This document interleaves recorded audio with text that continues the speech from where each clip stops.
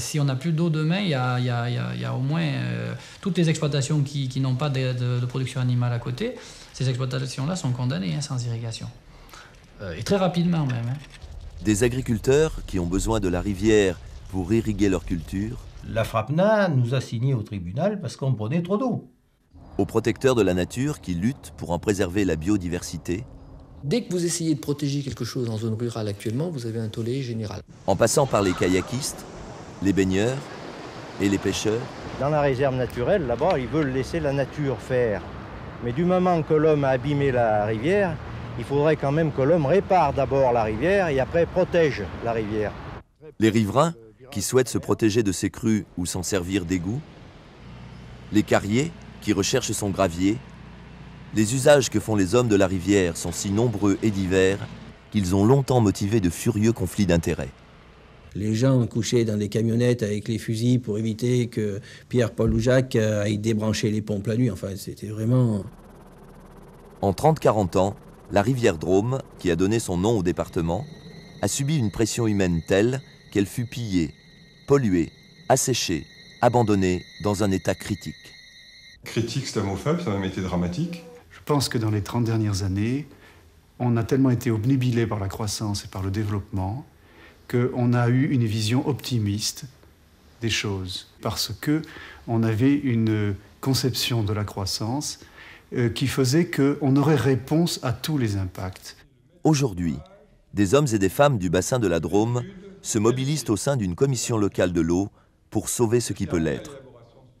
Composée pour moitié d'élus locaux, pour un quart d'usagers et pour un quart de représentants de l'État dans le département, cette commission est chargée d'élaborer un schéma d'aménagement et de gestion des eaux. En France, il y a à peu près 80 SAGE qui sont en cours d'élaboration, dont plus d'une vingtaine sur le bassin méditerranéen français. Et le SAGE de la Drôme est le premier SAGE qui est approuvé par le préfet parmi tout l'ensemble de ces projets. Pour nous, c'est une opération exemplaire. Avec ce SAGE, qui est donc un SAGE pilote au niveau national, l'enjeu pour cette singulière assemblée locale n'est rien moins que d'initier de nouvelles manières de vivre avec, et non plus sur ou contre la rivière.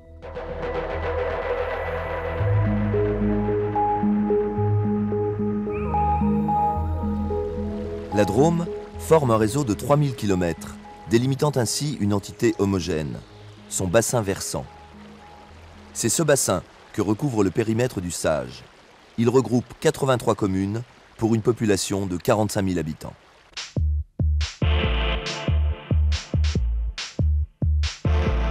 En 20 ans seulement, entre 1970 et la fin des années 80, l'essor de l'irrigation s'est traduit par le doublement des surfaces irriguées.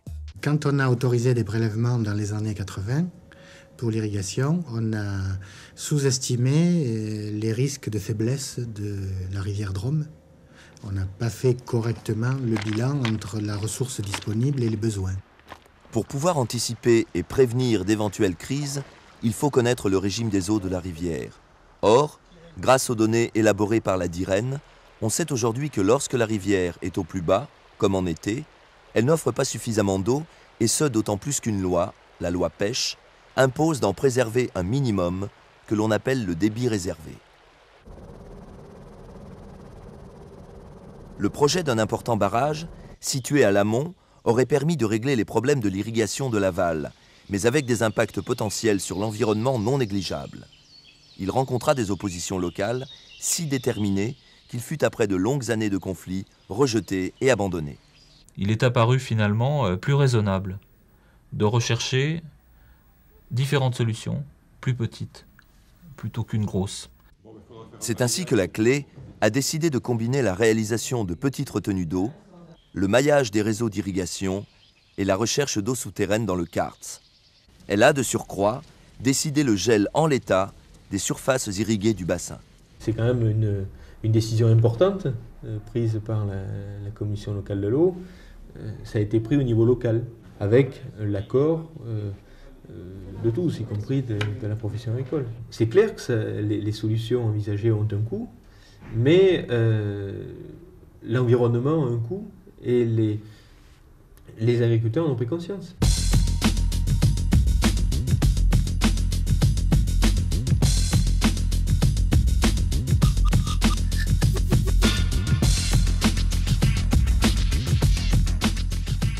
Jusqu'aux années 90, l'épuration des eaux usées était quasi inexistante sur le périmètre du Sage, et la grande majorité des égouts, des grosses agglomérations comme des petites communes, étaient déversés directement dans la rivière, sans traitement. Face à l'urgence de la situation, un premier contrat de rivière qui visait notamment la reconquête de la qualité des eaux de baignade a été signé au début des années 90. Il a permis de trouver la centaine de millions de francs nécessaires à l'assainissement des principales agglomérations du bassin. En 1997, 6 ans donc après la signature du contrat de rivière, les premiers effets de cet engagement sont là et se traduisent par une amélioration sensible de la qualité des eaux. Pour autant, la question de l'assainissement sur le bassin n'est pas entièrement réglée.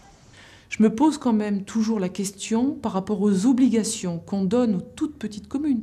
On l'aura compris, le problème majeur que doit désormais affronter le Sage est celui de l'assainissement des petites communes rurales, pour la plupart situées à l'amont. C'est en s'appuyant sur l'exemple pilote de Val-Maravel que la clé réfléchit aujourd'hui à la mise en œuvre de solutions techniques adaptées à l'habitat dispersé, comme l'assainissement individuel ou semi-collectif, utilisant le pouvoir épurateur du sol.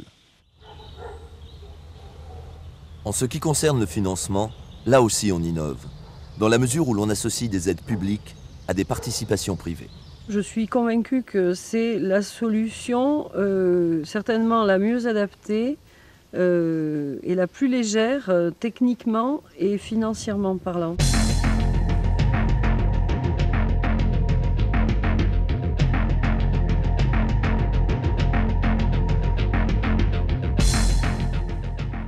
L'utilisation du gravier et son extraction dans le lit même de la rivière ne sont pas récentes.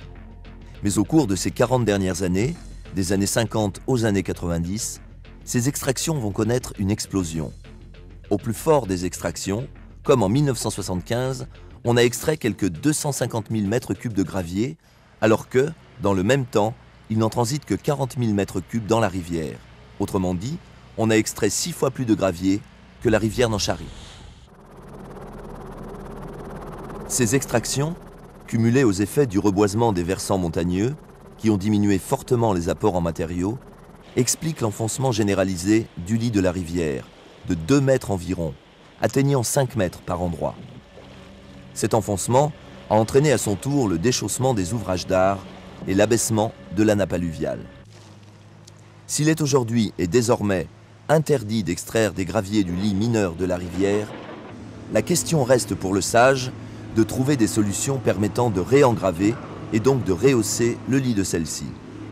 Au-delà de la réalisation d'ouvrages classiques, comme les épis ou les seuils en enrochement, les coûts de ces derniers s'avérant toujours très élevés, la clé a retenu le principe de la définition de l'espace de liberté de la rivière. Cet espace de liberté permettant la divagation de la rivière et l'érosion de ses berges. Cette divagation de la rivière, très contrôlée, sans prise de risque, permettrait à la fois les dépôts des graviers, la reprise des graviers par la rivière, c'est-à-dire permettrait à la rivière de continuer son transport et son dépôt, son travail, comme elle le faisait autrefois.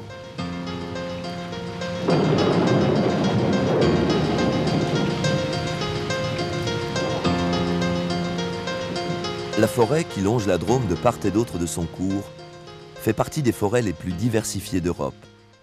Pourtant, l'expertise réalisée par la clé fait apparaître une évolution récente préoccupante, due notamment à l'abandon de cette végétation durant les dernières décennies. Avec l'abandon des activités traditionnelles, la forêt a proliféré. Les arbres grossissent, vieillissent, empêchant le renouvellement et, en mourant sur place, augmentent le transit du bois mort, celui-ci pouvant causer des dégâts importants sur les berges, les digues et les ponts. Par contre, un des aspects positifs de cette forêt, c'est qu'elle peut offrir, comme dans la réserve naturelle des Ramières, un espace de divagation précieux en cas de crue, une sorte de protection naturelle contre celle-ci. D'autre part, cette forêt présente un intérêt écologique évident, dans la mesure où elle sert d'habitat et de refuge à différentes espèces animales.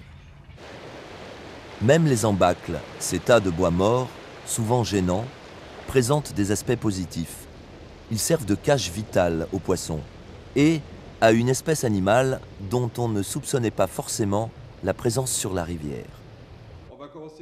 Compte tenu de la complexité des questions soulevées, le sage, dans son souci d'intervention douce, inscrite dans la durée, préconise une gestion prudente et concertée de cette végétation. On a mis en place une structure d'entretien qui fait que maintenant les choses ont changé dans la rivière. Cette structure d'entretien met en œuvre des techniques peu onéreuses et respectueuses de l'environnement. Elle assure l'entretien régulier de la forêt alluviale pour favoriser l'écoulement des crues et éviter le vieillissement de la végétation. Ou encore, elle réalise des ouvrages en génie biologique aux multiples fonctions: stabilisation des berges, cache pour poissons, oxygénation de l'eau participant à cette dépollution.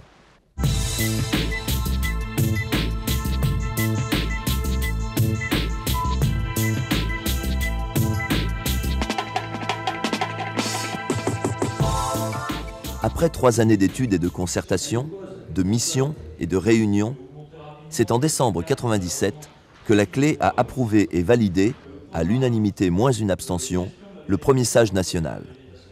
C'est bien que maintenant on prenne conscience que l'eau c'est quelque chose de vital. Je ne suis pas persuadé que 10 ans en arrière, on y pensait à ça.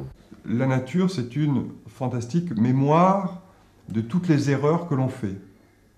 Et puis un jour, elle vous les resserre multipliées par 1000.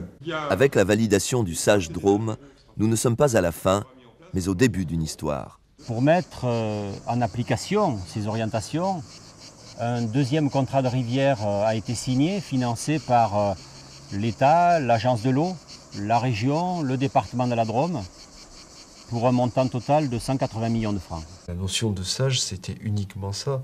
C'était l'idée que c'est tellement complexe qu'en fait, il faut que les gens soient bien dans un même lieu pour pouvoir en parler. L'élaboration du sage a été très longue, puisqu'en gros, il y a 3 ans de discussion. Elle a été très longue parce qu'il a fallu mûrir un certain nombre de problèmes techniques, mais c'est pas ça le plus important. Le plus important, c'est le mûrissement des esprits. Le mûrissement des esprits, c'est l'intérêt général, clé de voûte de la loi sur l'eau qui l'a guidée. Même si ce qui était légitimé au nom de cet intérêt général, il n'y a pas si longtemps, peut aujourd'hui être remis en cause.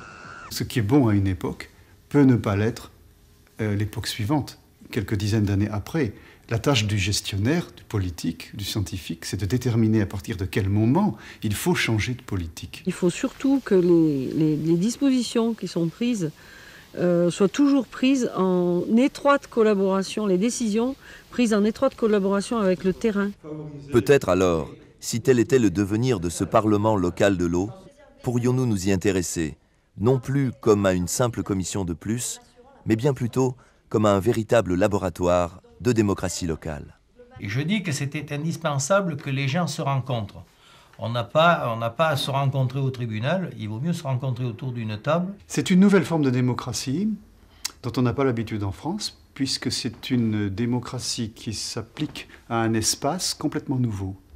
La démocratie locale, jusqu'à présent, elle s'applique à des entités administratives, enfin du moins des entités comme la commune, comme le canton. Or, ce qui est tout à fait nouveau et très intéressant, c'est que cette démocratie s'applique à un espace qui est celui de la rivière. Cette pratique, je pense, est une innovation fondamentale pour que les rivières soient gérées autrement. Mais en tout cas, je suis persuadé que c'est l'intérêt de la rivière. Et déjà, ça sera un grand progrès.